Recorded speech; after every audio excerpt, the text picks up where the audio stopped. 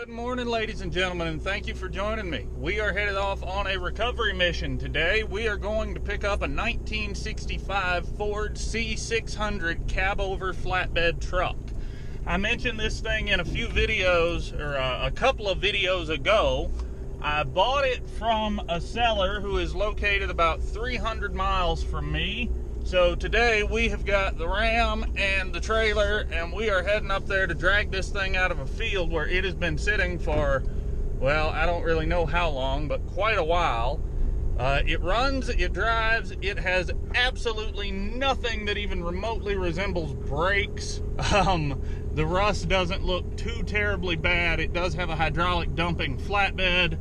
So it should be a decent truck once we get it home. I don't know what its future is going to be. I might hold on to it and use it. I might let it, go down the road and find a new owner who can appreciate it a little more than me. Time will tell. But the first thing we got to do is get it back and get a good assessment of exactly what we're dealing with. So let's get going.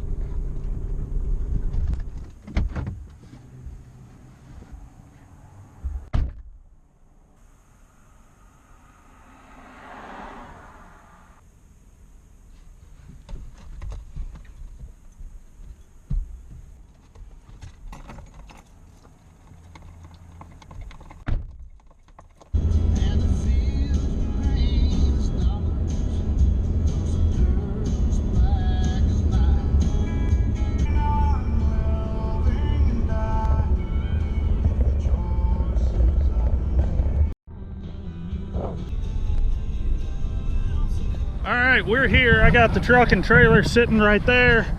This is our C600. Like I said, it does run and drive but has no brakes. So this is going to be entertaining. I'm going to drive it over to the truck, and then once we get to the truck, we will figure out exactly how we're going to get on the truck.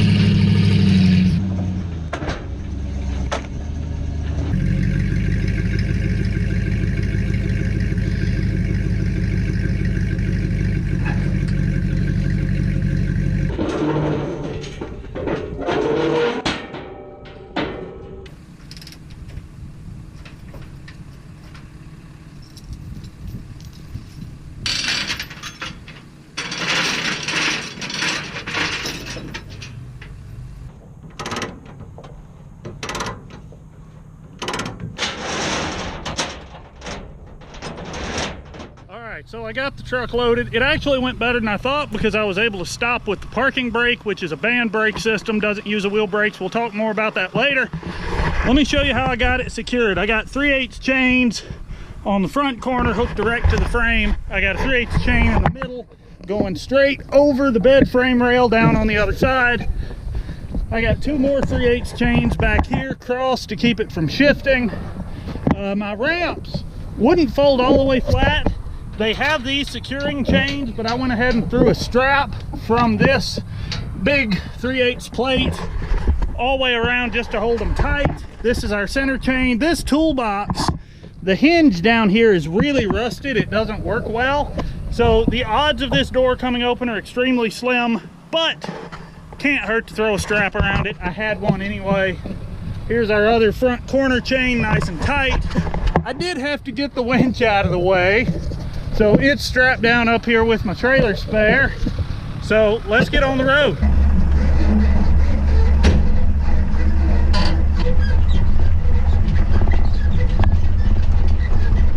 So we are gonna go really, really slow under this bridge, actually with the window down, so I can, hey look, bird nest. I am positive we are gonna clear. I am just nervous, so, you know, little slower, a little more cautious, staring at the mirror. Oh yeah, we're good. We're super good. Yay! Right, girls? Yay!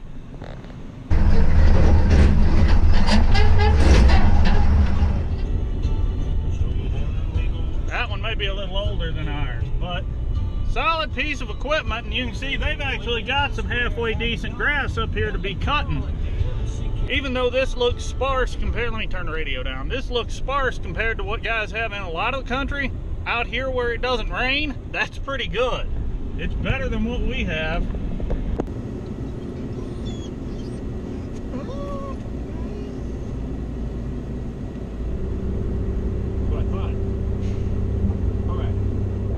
Alright friends, I apologize for the wind, but we are home. I have got all the chains off, everything is loose, and the big Ford is ready to come off the trailer.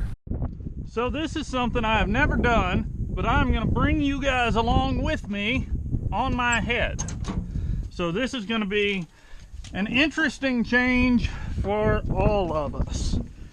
Comment down below and let me know what you think of this view. So here we are in the cab of the truck. Here's our gear shift. This is the shift knob for the 2-speed rear end that is broken. I'm gonna have to figure that out and get that repaired. Clutch is on the left. Brake is in the middle. You can see brake is absolutely not even remotely functional at all. Neutral.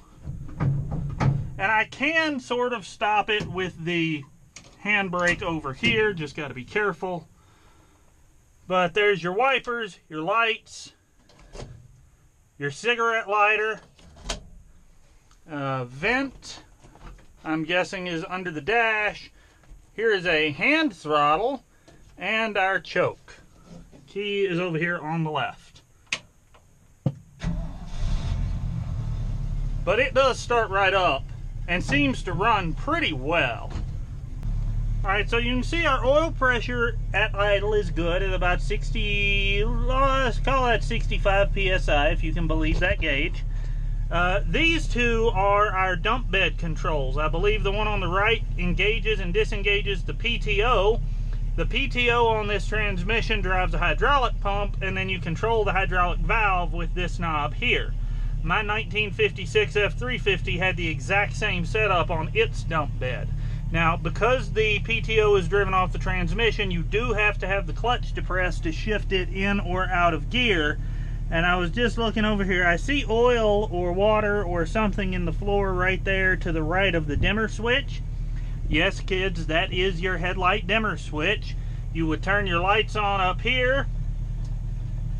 And am I in neutral? Yes. You turn your lights on up there and then hit that switch. You can see high beams are off. High beams are on. Oil pressure gauge doesn't work, but they added an oil pressure gauge over here. Here's our old radio. That's an old AM only radio that does not appear to work. This is a 4-speed transmission with a 2-speed rear end, and we are going to very carefully back this dude off the trailer.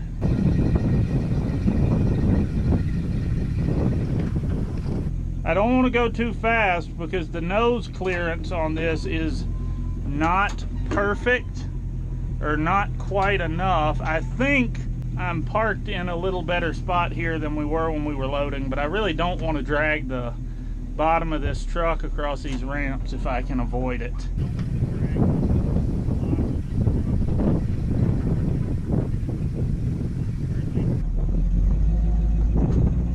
And we are off.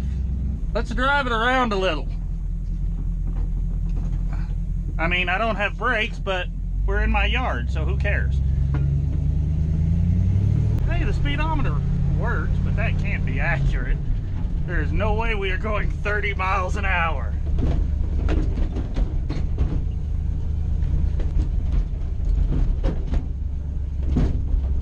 This whole thing's kind of fun. Now, to operate our dump bed, why do I keep hitting the brakes out of habit, but they don't work.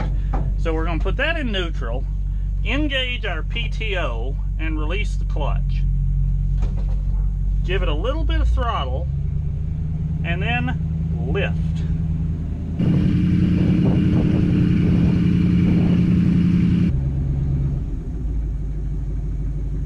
And I just pushed our control into neutral. So we are going to shut the truck off. I'll go ahead and disengage the PTO. Now let's go take a close-up look at this dump body.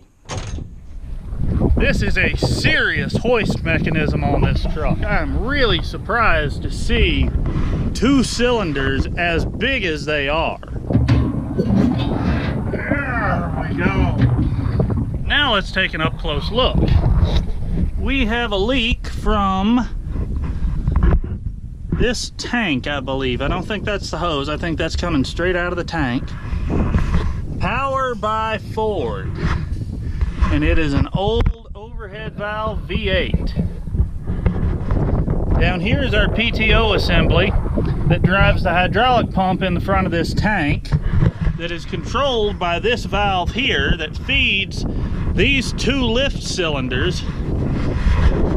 Now, if you're wondering why the handbrake works and the foot brakes don't, it's because the handbrake is actually a separate unit. This is a brake band inside here, and this is your parking brake. Talking about the brakes, we'll get down here, and these are big drum brakes, just like on on a car. And if I had to guess, I'm gonna say our brake problem is inside this wheel, because you can see someone has tried crimping off this brake line at one point, and there's a lot of fluid around the inside of the wheel and around the inside of the drum, which tells me the wheel cylinder in this wheel is probably leaking.